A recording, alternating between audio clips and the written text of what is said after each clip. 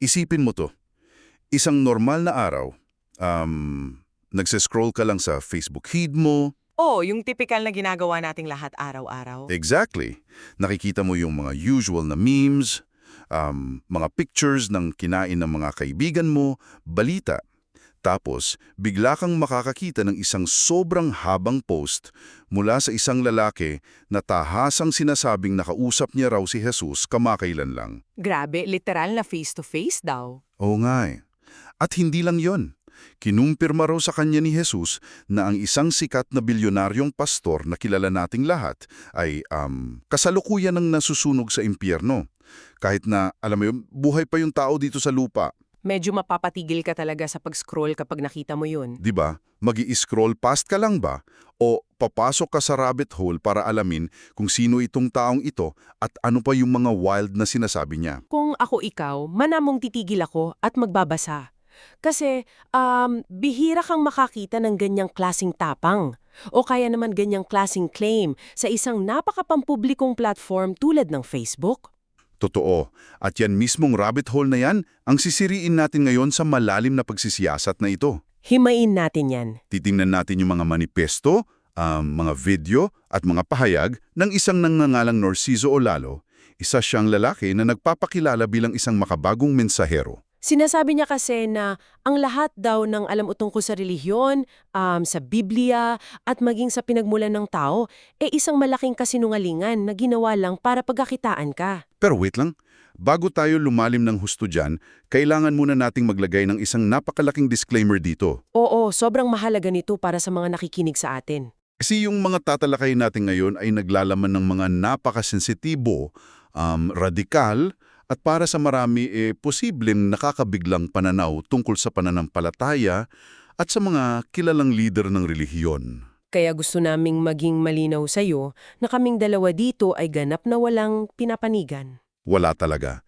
Hindi kami nandito para i-endorse itong siya Olalo. At hindi rin kami nandito para atakihin siya o yung mga taong binabatikos niya. Ang misyong lang natin ngayon ay unawain yung materyales na inilabas niya mismong online. Nais nating himayin kung paano niya binubuo yung mga argumento niya laban sa organisadong relihiyon. At kung bakit may mga taong talagang nakikinig sa kanya, di ba? Gusto nating intindihin yung lohiga sa likod ng kanyang mga radical na teolohiya, batay na rin sa kanyang sariling salita. Kumbaga, we are just looking at the architecture of his belief system. Titingnan lang natin yung plano ng bahay na tinatayo niya sa isip ng mga followers niya. Okay, himahin natin ito. Kasi kung titingnan mo yung mga unang sinasabi ni Olalo, hindi siya nag-uumpisa sa mga maliliit na kritisismo. Diretso agad siya sa jugular. Walang preno eh. Ayon sa kanya, ang reliyon daw ay hindi isang banal na daan patungo sa Diyos, ito ay isang negosyo. Isang malaking korporasyon na ang ibinebenta ay ang salita at pangalan ng Diyos. At may ginamit pa siyang term dyan. Tinawag niya yung mga pari at pastor bilang number 1 makasalanan. Number 1, makasalanan agad. Paano niya na-justify yung ganong kabigat na label para sa mga taong itinuturing ng lipunan natin na moral compass? Ibinabato niya yung paratang na yan dahil dun sa konsepto ng pera at transaksyon sa loob ng simbahan. Yung mga abuloy at donasyon. Oo. Para kay Olalo kasi, ang mismong istruktura ng organisadong relihiyon ay nakadesenyo para kumita. Ibinibigay niyang halimbawa yung pangungolekta ng ikapo. Yung 10%? Exactly. Yung 10% na sa pilitang hinihingi minsan ng ibang sekta mula sa sweldo ng mga miyembro nila. Tapos, meron pa siyang binanggit na isang napaka-specific na sitwasyon. Ano yun? Sabi niya may mga tao raw na binibigyan ng 50 piso para lang maakit na pumasok at dumalo sa mga worship service. Wait, 50 piso para sumimba? Oo, para sa kanya, kung kailangan mong mamigay ng pera para makahatak ng tao o kung kailangan mong manghingi ng porsyento mula sa kinikita ng mga miyembro mo para mapanatili yung simbahan, Negosyo na, malinaw. negosyo na nga. Hindi na daw ito pananampalataya. Grabe, nakikita mo yung anggulo niya doon? Kung totoo nga yung pagbibigay ng 50 piso para lang may umupo sa mga pews ng simbahan, parang may talent fee yung audience mo sa pagsimba, di ba? Parang naging extra ka sa isang shooting. Oo nga eh. Pero alam mo, hindi lang yung pera yung inaatake niya dito. Pati yung Biblia, na siyang ultimate foundation ng lahat ng ito sa pananampalatayang Kristiyano, tahasan niyang kino-question. At ang nakakapukaw ng isipan dito ay kung paano niya kino-question yon. Sabi niya kasi, hindi perpektong Biblia. At hindi ito yung tanging susi sa kaligtasan, ayon sa kanya. May isang argumento siyang ibinato na honestly, medyo mapapaisip ka rin. Yung tungkol kina Noah, Oo.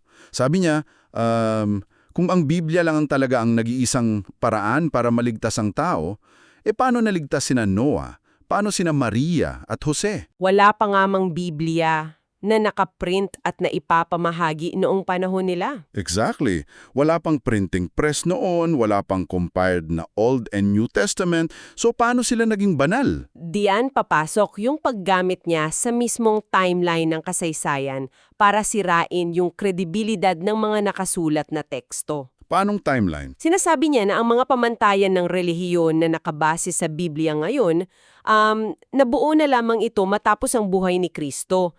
Ipinupunto niya na si Kristo ay hindi pa naman kinikilalang sentro ng isang pandaigdigang relihiyon bago siya ipinako sa krus. Makes sense. Kaya para kay Olalo, paanong naging absolute requirement sa kaligtasan ang isang aklat na hindi pa naman umiiral noong mga panahon nung nagliligtas na ang Diyos ng mga tao sa Old Testament? Oo nga no.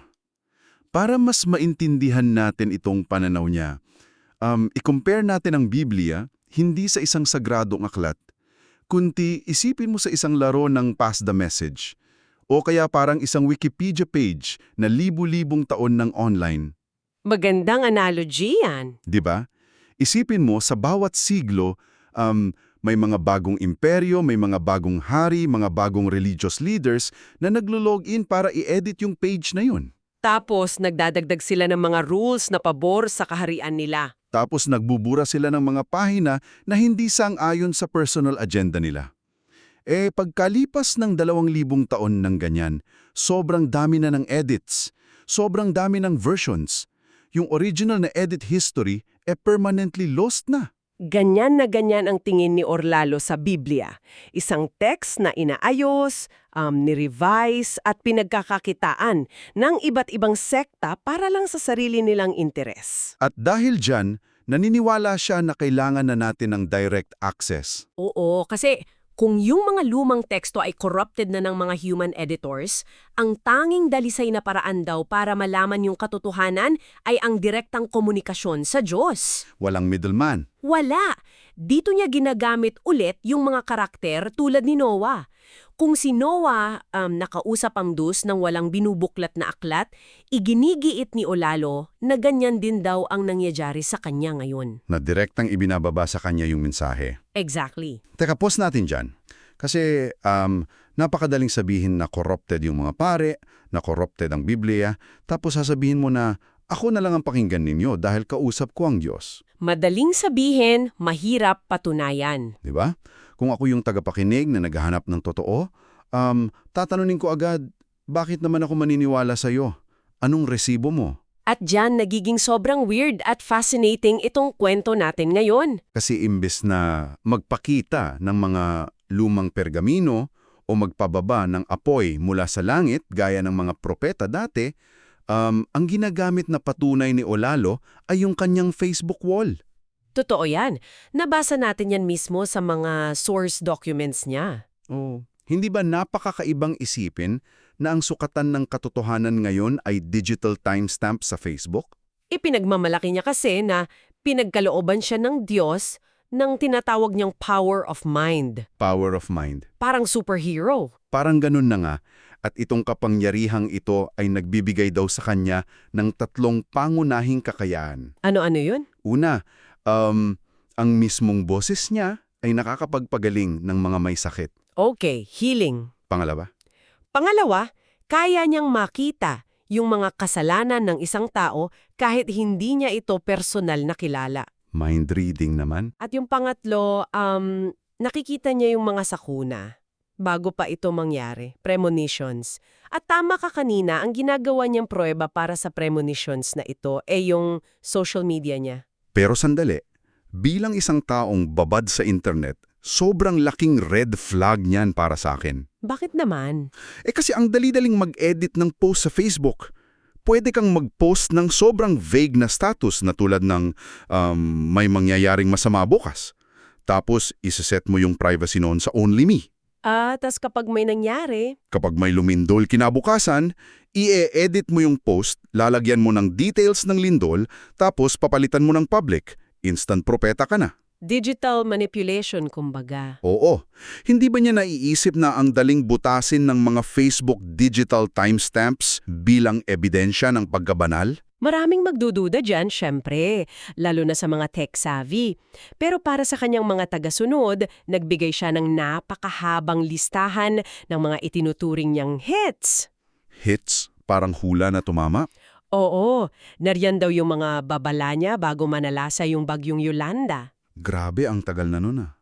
Bago rin yung malakas na lindol sa Bohol at Cebu, yung tsunami sa Indonesia noong October 2018, pati na rin yung mga pagsabog ng bulkan sa Hawaii at maging ang signal number 10 na bagyo sa Hong Kong. International yung scope ng predictions niya. Sinasabi niya ng buong tapang na basahin ninyo ang wall ko, nandoon ang patunay. Para kay Ulalo, mas verifiable daw yung digital footprint niya kaysa sa mga hula sa lumang tipan. Kasi nakikita ng mga tao, real-time yung mga posts niya. Well, kung followers niya yung tatanungin, siguro nga convincing yun. Lalo na kung isasama natin yung isa pa niyang claim, yung tungkol sa pagpapagaling niya. Yung healing. Tama. Kasi meron siyang isang napakahigpit na rule dyan pagdating sa healing sessions niya, di ba?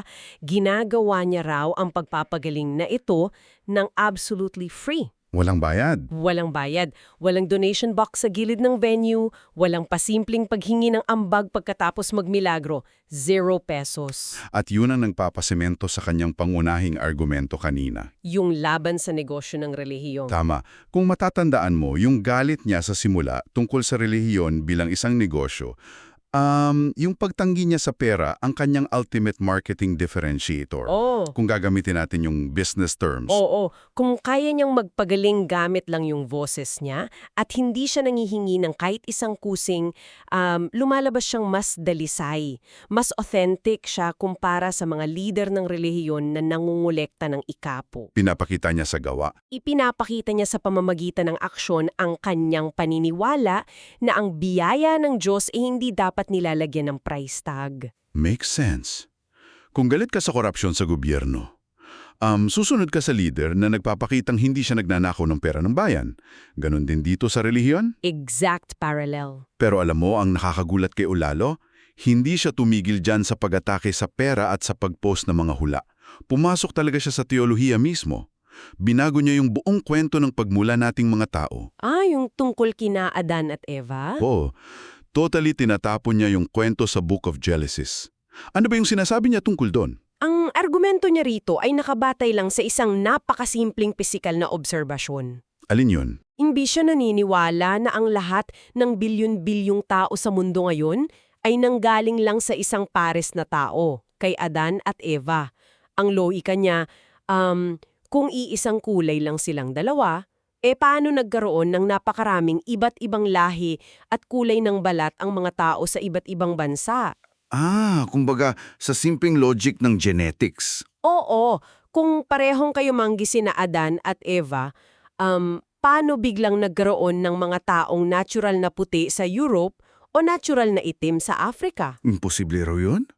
Kaya ang sagot niya, lumikha daw ang Diyos ng higit pa sa 2 tao mula pa lang sa simula para i-account yung iba't ibang lahi natin. Medyo basic yung logic niya doon, pero nakikita mo kung paano ito a-appeal sa isang taong naghahanap ng mas practical na sagot kesa sa isang mystical na paliwanag. Nakaka-relate yung ordinaryong tao sa ganitong paliwanag, pero mas sumasabog yung teolohiya niya pagdating sa konsepto ng demonyo. Ito talaga yung medyo mind-blowing para sa akin. Kasi para kay Ulalo, walang demonyo. Walang demonyo. As in zero. Walang bumabagsak na anghel mula sa langit, walang espiritong may sungay na nag-aabang sa dilim para manukso, at binabase niya ito mismo sa kalikasan ng Diyos.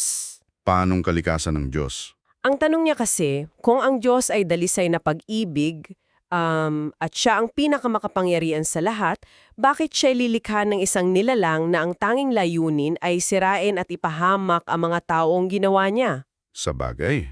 Para kay Ulalo, illogical yon para sa isang mapagmahal na creator. Hindi niya papayagan saktan ng isang demonyo yung mga nilikha niya. I-translate natin ito sa mas modernong konsepto para mas magets ng mga nakikinig sa atin. Ilagay natin sa ganitong sitwasyon. Sige, paano? Isipin mo na ang mundo at yung haluluwa mo ay isang napakagandang computer system na ginawa ng Diyos. Okay, perfect system. Sa tradisyonal na relihiyon, tinuturuan tayo na mayroong computer virus na galing sa labas. Ito yung demonyo. Napilit pumapasok para i-corrupt yung files mo. O naninira ng code. Pero para kay Olalo, walang virus na galing sa labas. Tayo mismong mga tao ang hackers ng sarili nating sistema. Ang ganda ng pagkakalarawan na yan. Di ba? Tayo ang nagiging demonyo kapag pinipili nating gumawa ng masama. Kapag nanlalamang tayo sa kapwa natin o kapag sumusuway tayo. Walang sungay at buntot sa impyerno na sisisihin mo kapag nagkasala ka. Ang halimaw ay nandoon mismo sa salamin. At kung iko-connecta natin ito sa mas malaking larawan, binabago nito ang buong konsepto ng accountability ng isang tao. Paano yun? Sa pamamagitan ng pag-alis sa panlabas na demonyo, inaalis ni Ulalo yung paboritong palusot nating mga tao. Yung sinasabing natukso ako ng demonyo. Exactly. Ilang beses ba nating naririnig na may taong gumawa ng krimen, tapos ang sasabihin nasapian lang daw siya. Sa teolohiya ni Ulalo, zero excuses. Walang lusot. Ang pananagutan sa pagiging mabuti o masama ay nakapasan ng buong-buo sa balikat ng bawat individual. Wala kang ibang pwedeng ituro. At idinugtong pa niya yan pabalik doon sa concept ng relihiyon bilang negosyo kanina, di ba? Oo, magkakakonekta lahat yan sa kanya. Sabi niya kasi, kaya lang daw itinuturo ng mga simbahan na may demonyo para takutin ang mga tao, kasi kapag natatakot ang tao na mapunta sa kamay ng demonyo, mas madali silang makontrol. at mas madali silang mapilit na magbigay ng pera sa simbahan para lang maligtas. Negosyo na naman ang bagsak. Yan ang nagiging cohesive thread ng lahat ng turo niya. Everything points back to breaking down the mechanisms of fear and profit in traditional religion. Pero syempre, tatanungin ka ng nakikinig, kung walang demonyo, at kung tayo mismo ang gumagawa ng sarili nating kasamaan, ano ngayon ang mangyayari sa atin pagkatapos nating mamatay? Doon pumapasok ang kanyang napakadetalyado at kakaibang mapa ng kabilang buhay. Dito uli niya babaguhin yung rules Unang-una, tahasan niyang kinakansela ang konsepto ng purgatorio. Para sa kanya, isa na naman daw itong imbensyon ng mga pare para pagkakitaan ang mga namatay na. Sa pamamagitan ng pagpapamisa at paghingi ng donasyon para sa kaluluwa. Sabi niya, kapag namatay ang tao, walang waiting room. Meron lang daw extension. Extension na ilang araw. Karaniwan daw sa 3 at 9 na araw. 3rd and 9th day para magparamdam sa mga mahal sa buhay. Pagkatapos nun, parang vacuum daw na hihigupin ng power of God ang kaluluwa papunta sa 2 destinasyon lang. Paraiso o impyerno? Wala nang in-between. Pero kahit yung konsepto niya ng impyerno ay sobrang iba sa nakasanayan natin. Totoo raw ang impyerno, hindi niya ito itinatanggi. Inangkin niya na mismong si Hesukristo raw ang nagdala sa kanya sa pintuan ng impyerno para makita niya. Parang field trip. Parang ganun. Nakita raw niya at naramdaman yung matinding init at narinig niya ang mga sigawan ng mga kaluluwang humihingi ng tulong. Pero ipinaliwanag daw ni Jesus sa kanya na ang apoy doon ay hindi parusa na walang hanggan. Hindi eternal damnation. Hindi. Ito daw ay isang proseso ng paglilinis o cleansing. Medyo mahirap i-wrap yung utak natin dyan, Isang impyerno na hindi meant to torture you forever, kundi parang isang napakainit na car wash para sa kaluluwa. Oo, yun yung eksaktong function niya. Paano raw gumagana yun? Ang paliwanag niya, susunugin ng apoy ang lahat ng bahid ng kasalanan na ginawa mo sa lupa para itong isang matinding purification process. Ang sakit siguro nun? At ang nakakagulat na bahagi ng kanyang teolohiya ay ang mangyayari pagkatapos ng paglilinis na ito. Ano daw ang mangyayari? Kapag malinis na ang kaluluwa mula sa apoy, matitira ang mga tinatawag niyang malilinis na buto. clean bones. Literal na buto? Sa araw ng paghuhukom, muling huhubugin ng Diyos ang mga malilinis na butong ito para muling bigyan ng panibagong buhay. Kaya kahit napunta ka sa impyerno, mayroon pa ring pag-asa ng restoration sa dulo. Wow! Ang wild nun ha? Kaya imbes na isang sadistang Diyos na manununog ng walang katapusan, ang pinoproject niya ay isang Diyos na nagdidisiplina lang. Naglilinis lang ng kasalanan. Naglilinis tapos i-recycle ka bilang isang mas mabuting nilalang. Ang ganda sana ng mensahe ng hope na yun eh. May pero, Oo, may pero. Ang ganda sana kung hindi lang tayo mapupunta doon sa isa niyang pangitain. Dahil kahit gaano kaganda yung ideya na lahat ay malilinis at maliligtas eventually, mayroon pa rin siyang VIP hit list ng mga taong sigurado siyang nasa impyerno na ngayon.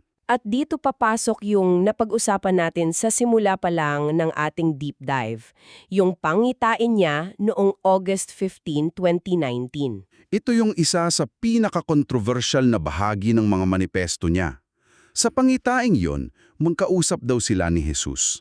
At nagkasundo sila ayon kay Olalo na ang relihiyon sa lupa ay naging isang purong negosyo. Tapos, sa gitna ng usapan nila, bigla na lang daw sumulpot ang isang napakakilalang leader sa Pilipinas. Si Apollo Quiboloy. Si Quiboloy na. At ang description niya kay Quiboloy dito ay hindi metaphorical, kundi napaka-literal at medyo visceral. Inilarawan niya na ang mukha ni Quiboloy sa pangihitaing iyon ay parang balat ng baboy na mukhang chicharon. Wow! Grabe yung imagery doon, di ba? Kumbaga, nasunog na at naglangis. Tinanong daw niya kay Jesus kung bakit ganun ang itsura nito. At ang nakakagimbal na sagot, kahit naglalakad pa at buhay pa si Quiboloy sa lupa ngayon. Ang kaluluwa niya ay naroon na sa impyerno at nasusunog na. At hindi lang visual yung pangihitaing na yan, di ba? May nangyaring confrontation doon. Tinanong daw ni Olalo si Quiboloy kung paano nito mapapatunayan na ang mga itinuturo nito mula sa Biblia ay talagang nagmula sa Diyos. Anong sagot daw? Ayon sa kwento ni Olalo, hindi nakasagot si Quiboloy. Nanahimik na lang daw ito. At doon kinumpirma ni Jesus na sa kabila ng pag-aangkin ng leader na siya ang appointed son of God, pagdating sa mga simpleng katanungan tungkol sa katotohanan ng kanyang mga turo, lalabas siyang walang alam. Sandali, gusto kong i-pause muna at suriin natin yung irony ng sitwasyong ito. Sige, tingnan natin. Kasi sa isang banda, sinasabi ni Olalo na ayaw niya sa organisadong relihiyon dahil puro sila gatekeeping Oo, nagbebenta ng kaligtasan gamit ang takot. at kinokontrol ang mga tao. Nagtuturo siya na tayo mismo ang may hawak ng ating kabutihan, walang demonyong manunukso at may pag-asa pa ng cleansing sa impyerno. Puro positibo sana. Pero sa kabilang banda naman, tahasan siyang may mga claims na literal na nagtatapon sa mga kakumpetensya niyang pastor sa impyerno, kumpleto pa sa chicharon na mukha. Oo nga, no? Hindi ba't lumilika lang din siya ng sarili niyang eksklusibong VIP list? Kung sino ang ligtas at kung sino ang tiyak na mapapahamak. Hindi ba kapareho lang din yan ng taktika ng pananakot na ginagawa ng mga relihiyong inaatake niya? Ito ay nagbubukas ng isang mahalagang katanungan. At isang napakatalim na obserbasyon yan mula sa iyo. Kasi medyo hypocritical kung titingnan eh. Yan ang madalas na nagiging paradox o kabalintunaan sa mga individual na nag-aangkin ng eksklusibong direktang komunikasyon sa Diyos. Kapag tinanggal mo ang lahat ng mga libro, mga institusyon at libu-libong taon ng theological debate, ang natitirang batayan ng katotohanan ay ang salita na lamang ng isang tao. Ang salita lang ni Olalo. Ginagamit ni Olalo ang imahe ng nasusunog na kaluluwa bilang isang matinding babala. Babala na mayroong seryosong parusa para sa mga taong ginagawang negosyo ang pananampalataya. Pero sa paggawa nito, Inilalagay niya ang sarili niya sa posisyon ng nag-iisang tagapaghukom sa lupa, gamit ang mga pangitang siya lang mismo ang nakakakita at nakakapag-validate. talagang mapapaisip ka ng malalim sa mga nalaman natin ngayon. Balikan natin saglit ang buong picture ng napag-usapan natin. I-summarize natin. Nakita natin kung paano inatake ni Olalo ang relihiyon bilang isang greedy corporation na nanghihingi ng ikapo at namimigay ng 50 piso para sa attendance. Check. Nakita natin yung pagtanggi niya sa Biblia bilang isang heavily edited na libro, tulad ng Wikipedia, at paano niya ipinapalit ang kanyang power of mind bilang bagong standard ng katotohanan. Yung free healing at mga Facebook premonitions. Plus, binura niya ang purgatorio. Inalis ang demonyo para ibigay sa atin ang buong responsibilidad sa mga kasalanan natin at nilarawan ng impyerno bilang isang cleansing fire habang nagbibigay ng matitinding hatol sa mga kakumpetensya niya tulad ni Kibuloy. So ang tanong na dapat nating pag-isipan ngayon ay bakit ba natin inaaral ang mga ganitong klaseng radikal na manifesto? Oo nga, bakit nga ba tayo nag-aaksaya ng oras para pag-usapan ito? Mahalaga ito dahil ang pag-usbong ng mga tao tulad ni Narciso o Lalo ay isang direktang salamin ng mga bitak at problema sa ating lipunan ngayon. Paanong salamin? Ipinapakita nito na mayroong napakalalim na pagkadismaya at pagkaawhaw ang mga tao para sa isang koneksyon sa banal na hindi dumadaan sa resibo, sa politika ng simbahan o sa mga isyu ng korupsyon. Oo nga, kapag nawalan ka ng tiwala sa sistema, maghahanap ka ng iba. Kapag ang mga tradisyonal na institusyon ay nabahira ng mga iskandalo sa pera, ang mga ordinaryong tao ay maghahanap talaga ng alternatibo, kahit na gaano pa ito ka-unorthodox o kakaiba.